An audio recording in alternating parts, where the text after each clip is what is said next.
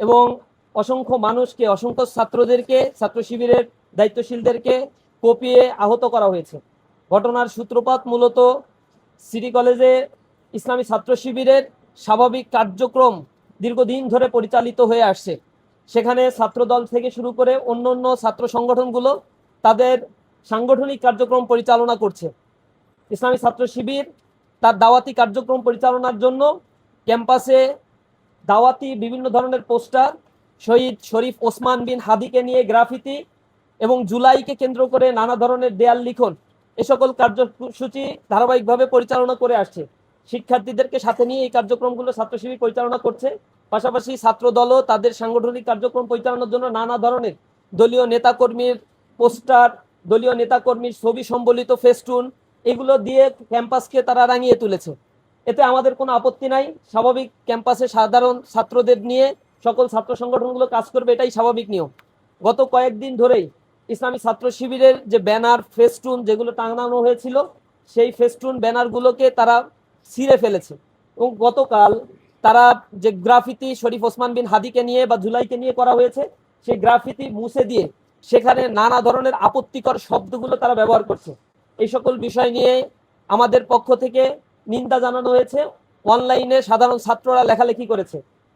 পরের দিন অর্থাৎ আজকে সকালবেলায় প্রশাসনের কাছে আমাদের দায়িত্বশীলরা সেখানে উপস্থিত হয়েছে।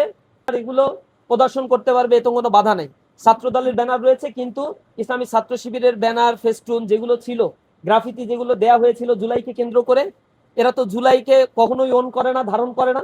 জুলাইকে মুছে দেওয়ার জন্য আপনারা দেখেছেন ঢাকা বিশ্ববিদ্যালয় থেকে শুরু করে বিভিন্ন জায়গায় তারা এই অপকর্মগুলো করছে। এবং ছাত্রলীগ যারা করতো তারা তো এখন ছাত্র দল করছে। এবং এই যে গুপ্ত যারা ছিল ছাত্রলীগের মধ্যে, ছাত্র দলের এই গুপ্ত বাহিনী এখন ছাত্র দলের নাম ভাঙিয়ে নানাভাবে অপকর্মে লিপ্ত হয়ে আছে।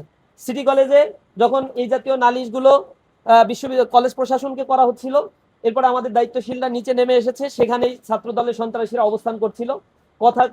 কথা কাটাকাটির এক পর্যায়ে সেখান থেকে শিক্ষকরা আসে এবং শিক্ষকরা আমাদেরকে সরিয়ে দেয়। ছাত্রদল সেখানে অবস্থান করে। আমাদেরকে সরিয়ে দেওয়ার সময় ছাত্রদল অতর্কিতভাবে কিছু হামলা করে, যেই আঘাতগুলো শিক্ষকদের উপরে, শিক্ষকদের গায়েও লাগে।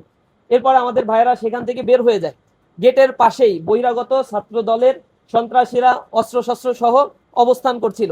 এখানে আমরা ছবিতে আপনাদেরকে দেখাবো, সেখানে তারা আমাদের উপরে হামলা করেছে। আমাদের 5-7 জন ভাই সেখানে আহত হয়েছে। শিক্ষকরা যারা এখানে ঠেকাতে গিয়েছিল তাদেরকেও লাঞ্ছিত করা হয়েছে। আমাদের উপরে আঘাত এবং শিক্ষকদের উপরে আঘাতের প্রতিবাদে বিকেলবেলা আমাদের একটা বিক্ষোভ মিছিল কর্মসূচি দেওয়া হয়েছিল। কলেজের সামনে থেকে আমাদের ভাইয়েরা বিক্ষোভ মিছিল এবং এই হামলার নিন্দা জানিয়েছিল। আমরা কোনো ধরনের পাল্টা হামলা বা তাদের উপরে আক্রমণাত্মক অবস্থান আমরা দেখাই নাই। কিন্তু এই মিছিলে পেছন দিক থেকে সন্ত্রাসীদের, ভাড়াটে সন্ত্রাসীদেরকে নিয়ে আসে, যাদের হাতে ক্রিজ ছিল, তারপর রামদাও ছিল, অস্ত্র সহ তারা আমাদের ভাইদের উপরে হামলা করে। এই হামলায় পেছন দিক থেকে আমাদের অসংখ্য ভাইকে আহত করে।